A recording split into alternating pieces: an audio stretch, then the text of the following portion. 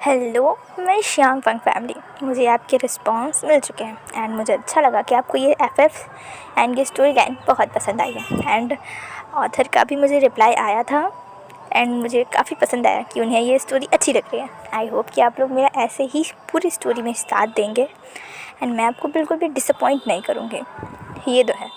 तो चलिए आज की तो अभी तक हमने देखा था कि हमारी स्टोरी में हमारा विंग हमारे वांग जी से कितना ज़्यादा प्यार करता है एंड हमारा वांग जी हमारे विंग से कितनी शिद्दत से नफ़रत करता है। एंड इस सब की वजह है मैडम लैन, जिनकी डेथ हुई है जो वांग जी को लगता है एंड उनका मर्डर हुआ है जो विंग को लगता है। सच्चाई क्या है ये तो समय बताएगा, बट अभी हम स्टोरी के अंदर चलते हैं। तो हमारा प्यारा सा विंग पाउट करते हुए हमारे बेंचिंग के सामने खड़ा हुआ था और हमारी बेंचिंग घूरते हुए से देखते हुए कहती, ओह नवाब साहब फिर से चोट लगवा के आ चुके हैं अपने प्यार से। विंग उसके चेहरे पे एक स्माइल आ जाती है और वो हंसते हुए कहता है, चिंग प्लीज़। नहीं नहीं ज़रूर नवाब साहब हैं, क्यों ना प्लीज़ कहीं हमें छोटा मत करिए, मतलब और छोटा मत कर दीजिए। चिंग मैं तुमसे कितनी बार क्या उस पागल उम्मीद से दूर रहा करो, नहीं पूछ की तरह घूमते रहते उसके आसपास। चिंग प्लीज़, हाँ ठीक है चलो दोबारा शर्ट धुलना तुम्हारी, मैं अप्लाई कर देती हूँ। नहीं मुझे घर जाना है, वैसे भी आज कोई क्लास तो था नहीं एंड कल मुझे थोड़ा सा आज मैं रेस्ट करूँगा एंड कल वैसे भी ट्रिप है एंड उसकी प्लानिंग के लिए हमें सुबह ही 8 बजे पूरा यहाँ पहुँच जाना है कॉलेज में। तो अब मैं वापस घर जा रहा हूँ एंड मैं देखता हूँ सर्वेंट मुझे कोई ना कोई लगा ही देंगे। मेरी इतनी सारी आंट है, हाँ और उन्हें भी नहीं दिखता कि तुम्हारा दर्द दिखता है। चिंग सबको दिखता है, हाँ सिवा उस वांग जी के। उसे दिखने लगेगा तो वो मुझे दर्द थोड़ी ना देगा। सच में बहुत ही पागल इंसान है वो। चिंग प्लीज़ उसे खर्च करना बंद करो। और विंग ऐसा कहकर वहाँ से निकल जाता है अपने लैन हाउस जाने के लिए। यहाँ से लैन हाउस आधे घंटे के रास्ते पे था, जिसे वो हमेशा ही बस से पूरा करता है। स्कूल के थोड़ा सा बाहर 5 मिनट के रास्ते पे ही एक बस स्टॉप मिलता है, जहाँ से सीधे लैन हाउस तक बस आपको सीधे उसके गेट पर उतार देती है। इसीलिए विंग अक्सर उसी का यूज़ करता है एंड वो सीधे जाकर अभी वहीं बैठ जाता है। एंड वहाँ से विंग देखता है कि वांग जी की कार क्रॉस करती है, बट तुरंत ही वो कार रुक जाती है एंड विंग को लिए कार का दरवाज़ा ओपन होता है। विंग हैरानी बढ़कर मुँह खोलकर उसकी तरफ देख रहा था और तब वहाँ से ड्राइवर निकलते हैं, उतरते हैं और विंग के पास आते हुए कहते हैं, विंग चलो कार में बैठ जाओ। विंग कहता है, अंकल मैं कार में बैठ जाऊँ, लंचा अलाउ करता है ये? तो फिर उस ड्राइवर कहते हैं, हाँ विंग चलो, लंचा नहीं कहा है इसलिए तो मैंने कार रोका है। पर सच में? और वैसा कहकर वो थोड़ा सा झिझकते हुए कार की तरफ जाता है एंड वो देखता है कि कार के बैक साइड पर वांग जी और उसका भाई यांग दोनों बैठे हुए हैं। और तब विंग कहता है, यांग तुम भी यहाँ हो? पर मुझे लगा था कि तुम्हारी क्लासेस हैं। हाँ मेरी क्लासेस थी, बट मुझे पता चला कि लंचा घर जा रहा था, मैंने सोचा क्यों ना उसे कंपनी दे दूँ, इसलिए। और तब विंग नोट करता है एंड तब वो लंचा की तरफ देखते हुए कहता है, मैं कार में बैठ जाऊँ तो फिर क्या मैं गधा हूँ जो यहाँ तुम्हारे सामने कार रोकूँगा? लंचा खिसियाई बिल्ली की तरह ऐसा बोलता है। विंग कहता है, ओके फाइन रिलैक्स। अब वो सीधे आगे जाकर पैसेंजर सीट पे बैठ जाता है उस कार ड्राइवर के बगल में। और वो कार विंडो से देख रहा था कि लंचा यांग से बातें कर रहा था। यांग विंग का क्योंकि अडॉप्टेड ब्रदर है एंड वो काफ़ी लेट में आया था, तो वांग जी की यांग से अच्छी दोस्ती हो गई थी। एंड क्योंकि वांग जी उस समय जब वांग जी घर पे नहीं था, उसके साथ यांग भी था, मतलब यांग भी उसके साथ घर से बाहर था। वो दोनों ही मिस्टर लैन के साथ मिस्टर लैन के ड्राइवर के साथ बाहर गए थे, इसीलिए वहाँ पर घर में केवल मिस्टर लैन और बाकी सब पर्सन थे इंक्लूडिंग विंग। एंड उसी समय ये सब कुछ हुआ था, इसीलिए विंग जानता है कि वांग जी कभी भी यांग को ये सब के लिए ब्लेम नहीं करता। और विंग खुश है कि एटलीस्ट उसके साथ तो न सही उसके ब्रदर के साथ ही वांग जी अच्छे से बिहेव करता है। यांग भी उसे अपनी ब्रदर की तरह ट्रीट करता है। विंग बैक विंडो से ये सब देख रहा था, बैक मिरर से, एंड वो हैप्पी हो रहा था। तब वांग जी ये नोटिस करता है कि विंग उन्हें घूर रहा है। वांग जी कहता है हमें घूर क्यों रहे हो? विंग नाम में सर हिलाते हुए कहता है मैं घूर नहीं रहा, मैं देख रहा हूँ कि तुम हैप्पी हो एंड ये मेरे लिए काफ़ी है। वांग जी घूर के उसकी तरफ देख रहा था एंड कुछ भी नहीं कहता एंड वो यांग से दोबारा बातें कंटिन्यू करता है एंड हमारा यांग भी वांग जी से हैप्पीली बातें कर रहा था। एक्चुअली यांग इसी कॉलेज में बट एक दूसरे स्ट्रीम में है जहाँ पर एक्टिंग और बाकी जो इंडस्ट्री में एंटरटेनमेंट इंडस्ट्री में जो वर्क होता है यानी डांसिंग एंड ये सब सिखाया जाता था।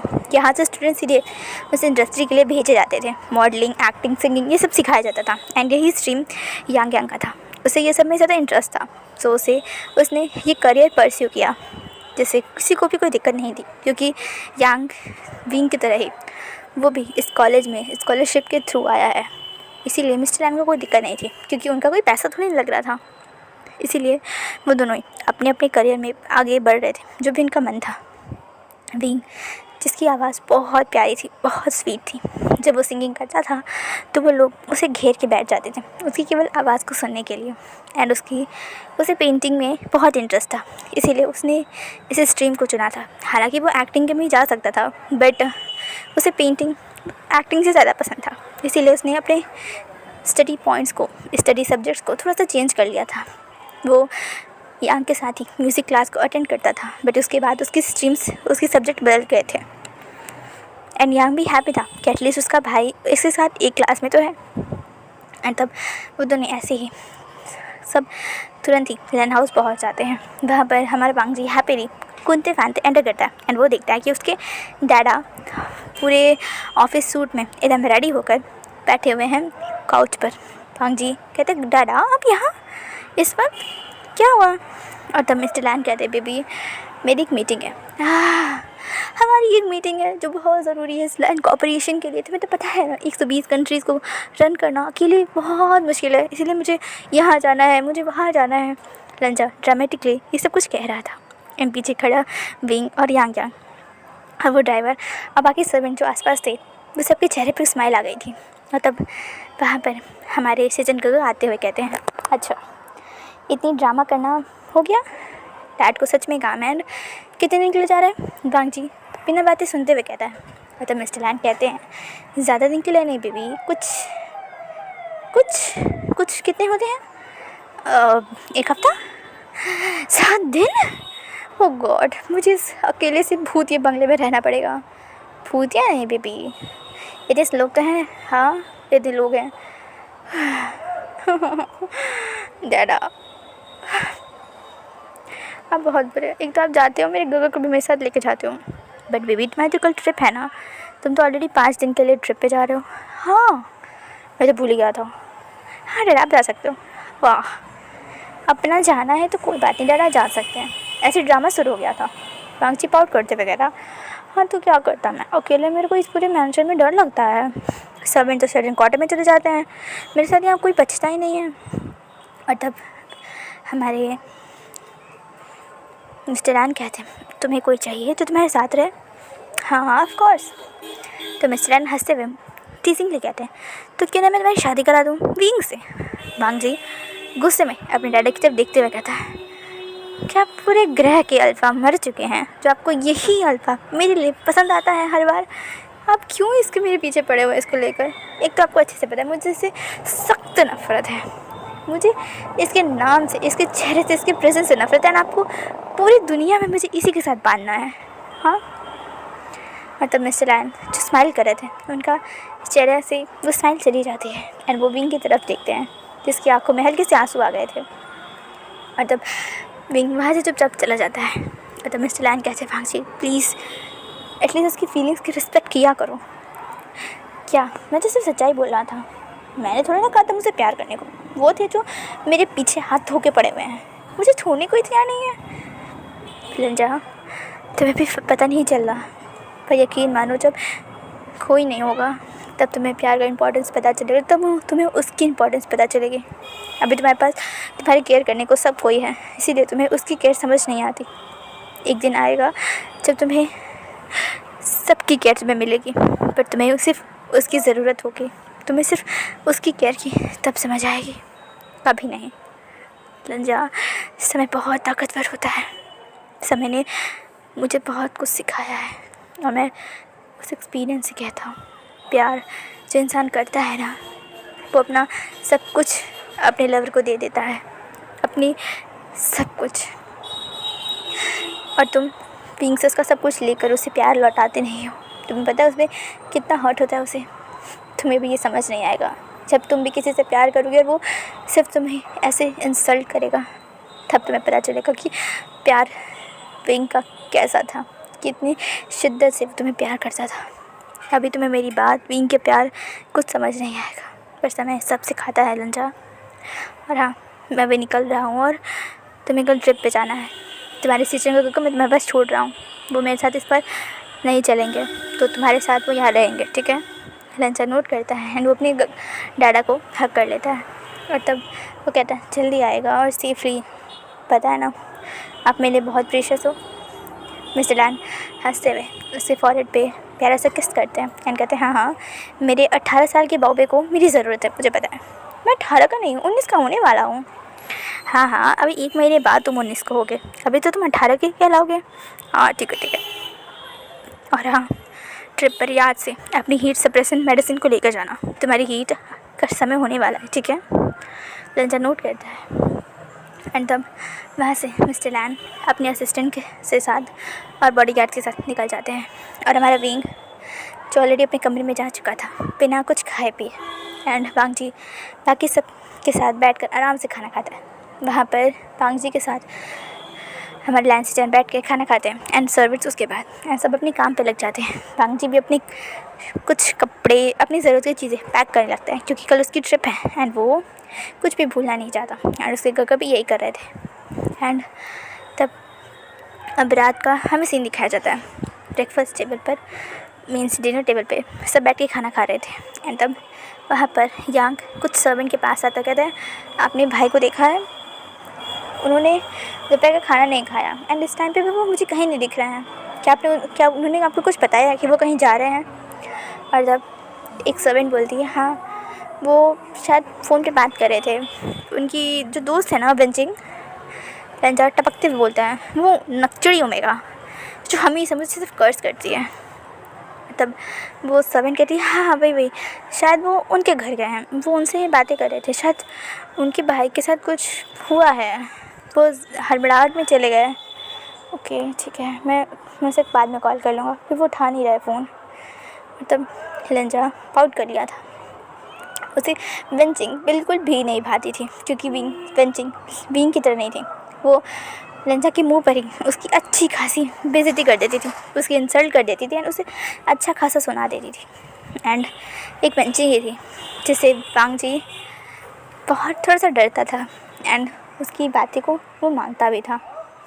एंड वो फिर बेंचिंग से खरी खुटी सुनने के बाद विंग को एटलीस्ट पूरे दिन परेशान नहीं करता था, इसलिए उसे चिंग थोड़ी सी पसंद नहीं थी। एंड वो अपना खाना खा के चुपचाप वहाँ से चला जाता है अपने रूम में।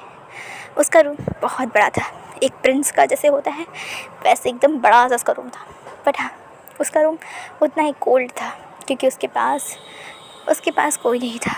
वो बाहर से जितना भी खुद को स्ट्रॉन्ग दिखा ले, पर अंदर से वो भी जानता था कि वो अकेला है, उसके पास ऐसा कोई नहीं है जिससे वो अपनी दिल की बातें कह सके, अपने दिन का हाल बता सके।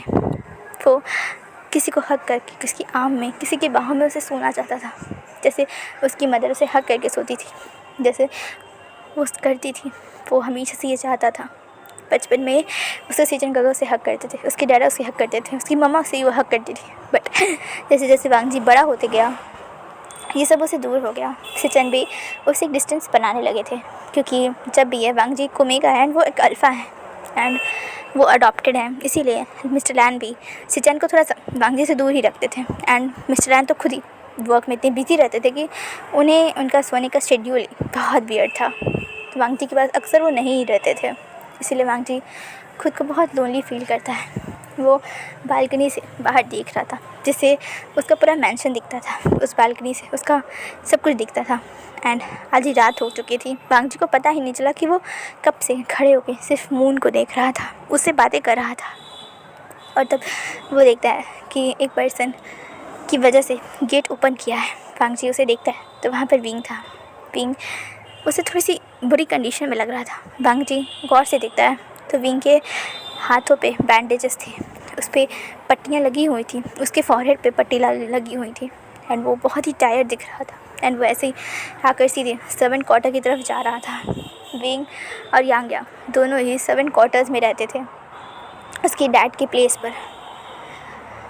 हालांकि मिस्टर लैन ने विंग को, यांग को, दोनों को कहा था कि वो अंदर रह सकते हैं, बट वो दोनों ही ये मानते नहीं हैं। एंड सर्वेंट क्वार्टर्स का रास्ता बाहर से था एंड 2 रास्ते थे, एक पैलेस के बीच से, मतलब अंदर से, एंड एक बाहर से। तो विंग उसी को यूज़ करता है एंड लंजा देख रहा था विंग की कंडीशन को, पर वो माइंड नहीं करता एंड वो अब चुपचाप जाकर सीधे बेड पे लेट जाता है एंड वो अपनी आइज़ को बंद कर लेता है। एंड अब वो अपनी माँ की यादों में खो जाता है। एंड यहाँ से हमारा सीन शिफ्ट होता है। अब हमें मॉर्निंग का दिखाया जाता है। मॉर्निंग के 7 बजे तक सभी कॉलेज कमेटी के मेंबर्स वहाँ पर कॉलेज में प्रेजेंट थे, इंक्लूडिंग टीचर्स जो भी ट्रिप पे जाने वाले थे एंड प्रिंसिपल एंड बाकी स्टूडेंट्स का तो ऑलरेडी क्लासेस थी। ये ट्रिप केवल फर्स्ट ईयर स्टूडेंट्स के लिए था एंड उन मेंबर्स के लिए जो कमेटी के थे। एंड वहाँ पर विंग था जिसकी हालत कुछ खास अच्छी नहीं लग रही थी। सिचन उसे देखते हुए कहते, विंग क्या हुआ, तो तुम्हारी ये हालत कैसी, तुम तो कल तक ठीक थे। तो फिर विंग कहता, नहीं गगा कुछ नहीं, मैं ठीक हूँ। क्या तुमने किसी से मारपीट की है? नहीं गगा, आपको पता है मैं ऐसा हरकतें नहीं करता। और तभी वहाँ से एक पर्सन आते हुए बोलते हैं, हाँ वो तो मार खाने में एक्सपर्ट है, मारने में कहा। वो वांगी था जो बीच में अभी जस्ट एंटर किया था एंड उसने पूरी बात सुनी भी नहीं थी एंड बस ये बोल दिया था। विंग उसकी तरफ देखता है बट आज वो वांगजी को कुछ भी नहीं कहता, एक शब्द भी नहीं। एंड तब वो वांगजी इससे थोड़ा सा हैरान हो जाता है कि विंग ने उसकी बात पर रिएक्ट नहीं किया। हालांकि विंग उसे कभी कुछ कहता नहीं था, उसकी बातें सुन लेता था, बट उसे एटलीस्ट उसकी बातों पर रिएक्शन देता था, नोट करता था, ना करता था, हाँ करता था, कुछ करता था। बट आज विंग ने उसे सुना, जस्ट इग्नोर कर दिया। वांगजी गुस्से में उसकी तरफ देखते हुए कहता, हे यू लिसन, तुम मुझे इग्नोर नहीं कर सकते। विंग उसे कुछ नहीं कह रहा एंड वो सीधे पेंचिंग की तरफ देखते हुए कहता है, चिंग मेरा सर घूम रहा है, मैं बस में जाता हूँ। वैसे भी सभी आ चुके हैं, बस कुछ ही देर में निकलने वाली है। चिंग भी नोट करती है। वो विंग सीधे जाता है एक बस में, एकदम लास्ट सीट पर कॉर्नर में जाके बैठ जाता है। वो बस कम से कम 10 या 12 थी जिसमें स्टूडेंट्स जाने वाले थे एंड हर स्ट्रीम के लिए एक बस थी। एंड इसीलिए विंग जाकर चुपचाप आर्ट एंड म्यूज़िक वाले कमेटी बस में बैठ जाता है। उसमें उसे पता है उसके फ्रेंड्स नहीं आएंगे सिवाय हमारे वेनिंग के, क्योंकि उसने ही विंग का स्ट्रीम लिया था, तो इसीलिए वो तो उसमें था। एंड उसे पता है कि उसके सिचन का वांगजी के साथ होंगे, क्योंकि सिचन ने भी बिजनेस स्टडीज़ ही लिया है, तो वो वांगजी का ध्यान रखेंगे। इसीलिए विंग चुपचाप जाके बैठ जाता है एंड वांगजी हैरान होकर उसे देख रहा था कि विंग ने उसे इग्नोर किया, कहीं चला गया। वो उसे कुछ कह नहीं रहा था, बट तभी चिंग आ जाती है, कहती बस करो। तभी देख रही उसकी हालत कैसी है। तो विंग कहता है और हमारा वांगजी कहता है, हाँ बताओ वो तुम्हारे घर गया था ना, तो उसकी हालत ऐसी कैसी हो गई? तुम्हें चिंता हो रही है उसकी? मिस्टर लैन वांगजी मेहरबानी करिएगा, उसकी चिंता मत करिएगा। पता चला आपकी चिंता की वजह से वो मर ही गया। वैसे भी तुम्हारी नफ़रत की वजह से तो उसे चोट लगती ही है, तुम्हारी चिंता तुम करोगे तो मर ही जाएगा वो। विंग वांगजी ये बात सुनकर कुछ नहीं बोलता एंड सिंह गुस्से में वहाँ से चली जाती है अपनी स्टडी बस की तरफ। एंड तब सिचन उसके पास आते हुए कहते हैं, कुछ मत, उसे कुछ नहीं हुआ है, मैं उससे बाद में पूछूंगा, वो मुझे बता देगा, ठीक है? और तभी वहाँ पर वो सभी बस में जाते हैं। तब वहाँ पर वांगजी और हमारे सिचन गगर एक ही सीट पे बैठते हैं एंड हमारे सिचन गगर ने अच्छे से पैकिंग की थी। वांगजी के लिए पूरे रास्ते पर कुछ न कुछ खाने के लिए इंतज़ाम किया हुआ था। वांगजी क्योंकि वो जानते हैं वांगजी सुबह ब्रेकफास्ट करके आना पसंद नहीं करता एंड रास्ते में उसे भूख लग जाएगी, इसीलिए उन्होंने पूरे रास्ते का, जो कि कुछ 5 घंटे का सफ़र था, उन्होंने कुछ स्नैक्स को पैक कर लिया था एंड वो वांगजी को टाइम टू टाइम दे रहे थे, पानी का बॉटल दे रहे थे। एंड उस पूरे बस में अंताक्षरी का गेम हो रहा था, ऐसा बस इंजॉय कर रहे थे वांगजी भी। हालांकि वो सब बिजनेस स्टूडेंट के स्टूडेंट्स थे, स्टडीज़ के स्टूडेंट थे, बट गाना तो ऑलरेडी सबको आता है, तो वो बस बेसिकली ऐसे अंताक्षरी खेल रहे थे। एंड ऐसे ही वो सफ़र जो 5 घंटे का था वैसे ही कट जाता है एंड हम देखते हैं उस जगह पे जहाँ पर वो सभी आने वाले थे। वो एक हाइकिंग का प्लेस था जहाँ से वो ऊपर पहाड़ पे चढ़ने वाले थे। वहाँ पर कुछ कॉटेजेस बने हुए थे सबके लिए। वहाँ पर उन्होंने अपने स्टूडेंट्स के लिए रूम बुक किया था एंड वहाँ पर वो रहने वाले थे, वहाँ घूमने वाले थे। एंड वहाँ कुछ घर हैं, कुछ लोग हैं जहाँ वहाँ फार्मिंग करते हैं, तो उनकी हेल्प करके ये 5 दिन घूम फिर के फिर वापस वो अपने हाउस जाने वाले थे। एंड यही पूरी प्लानिंग थी। एंड क्योंकि ये कॉलेज बहुत ही रिच है, उनके पास पैसों की कोई कमी नहीं थी एंड ये स्टूडेंट्स खुद भी इतने अमीर हैं, इसीलिए कोई भी दिक्कत नहीं थी। तो इन्होंने 5 दिन की पूरी अच्छी सी प्लानिंग कर दी थी एंड आज वो सब स्टार्टिंग पॉइंट पे सब आ चुके थे।